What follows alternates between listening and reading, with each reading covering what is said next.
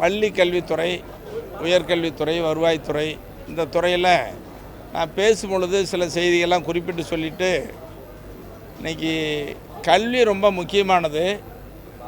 கல்வியில் 10ஆம் வகுப்பு 12ஆம் வகுப்பு ஆண்டுதோறும் தேர்ச்சி விகிதம் வெளியிடுறாங்க. ரிசல்ட்டு சொன்னால் நிலுவையில் இருக்கிற 10.5 விழுக்காடு உள் ஒதுக்கீடு வன்னியர்களுக்கு வழங்குவதை பற்றி குறிப்பிட்டு பேசுகிறாங்க.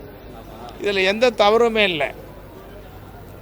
இந்த தவறில் பேரவைத் தலைவர் அமைச்சர்களுக்கு வாய்ப்பு கொடுத்துட்டு என்னை பேச விடாமலே அடைக்கிறாங்க. ஆனால் உண்மை ஒன்று, இதில் சாதிவாரி கணக்கெடுப்பு, வன்னியர்களுக்கு 10.5 விழுக்காடு இடஒதுக்கீடு, இது ரெண்டும் தனித்தனி பிரச்சனை.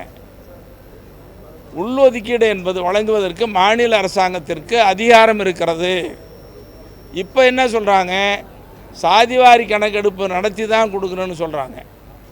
சாதிவாரி கணக்கெடுப்பு நடத்துவது என்பது தனி பிரச்சனை.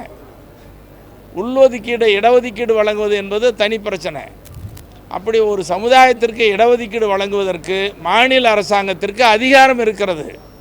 அந்த அடிப்படையில் தான் இஸ்லாமியர்களுக்கு உள்ஒதுக்கீடு, அருந்ததியர்களுக்கு உள்ஒதுக்கீடு, மிக பிற்படுத்தப்பட்டவர்களுக்கு 20 விழுக்காடு இடஒதுக்கீடு, இதெல்லாம் தமிழ்நாட்டில் வழங்கப்பட்டது மாநில அரசாங்கம் தான்.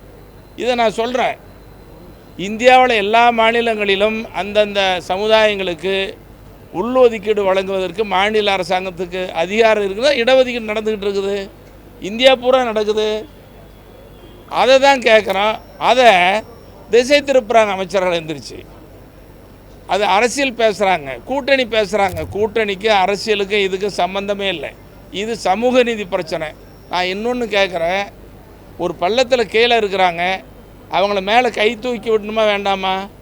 அதை போல தான் இந்த பின்தங்கிய மக்கள் படிப்பதற்கு இடஒதுக்கீடு வேண்டும்.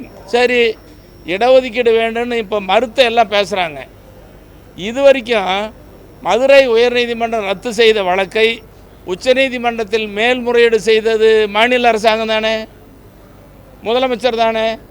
அது சரியாக பண்ணீங்களே, ஏன் மேல்முறையீடு பண்ணீங்க? அன்றைக்கி தள்ளுபடி பண்ணல, மேல்முறையீடு பண்ணீங்க. மேல்முறையீட்டில் உச்சநீதிமன்றம் நல்ல தீர்ப்பை சொல்லிச்சு. அப்புறம் 10.5 விழுக்காடு தரவுகளை சேகரிச்சிங்க 3 வருஷமாக. அந்த தரவுகள் அடிப்படையில் ஏன் இடஒதுக்கீடு வழங்கலை, காலந்தாழ்த்தாது, இதை தான் கேட்குறோம்.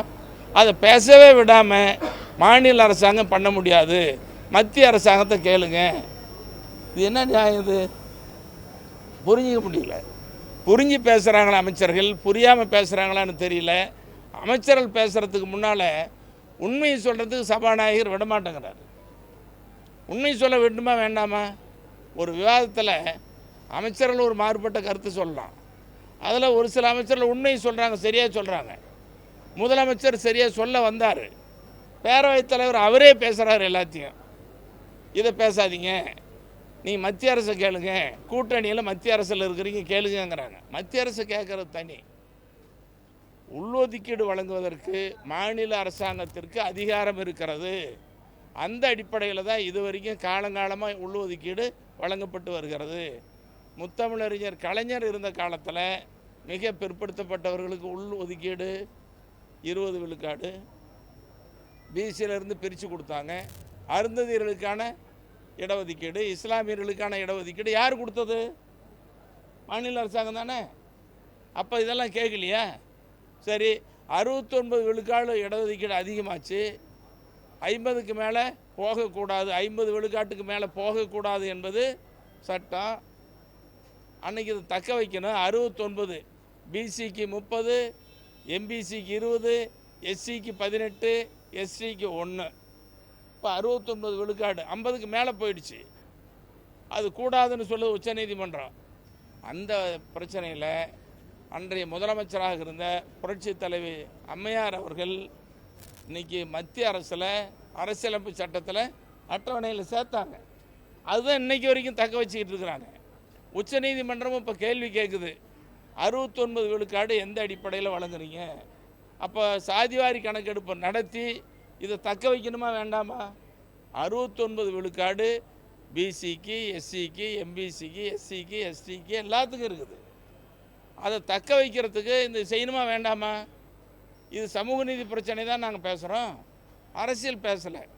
ஆனால் முழுக்க முழுக்க சட்டமன்றத்தில் அரசியலை பற்றியும் கூட்டணி பற்றியும் பேசுகிறாங்க. நான் பேசுகிறது ஜி.கே. மணி இன்னைக்கு கேட்டது சமூக நீதி பிரச்சனை, இதை தான் பேசுகிறோம். அப்போ சமூக நீதிக்கு இடம் இல்லையா?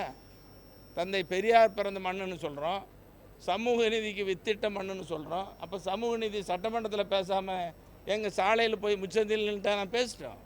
இருக்கிற குறைகள் இங்கே தானே சொல்ல முடியும், வேறு எங்கே போய் சொல்கிறது?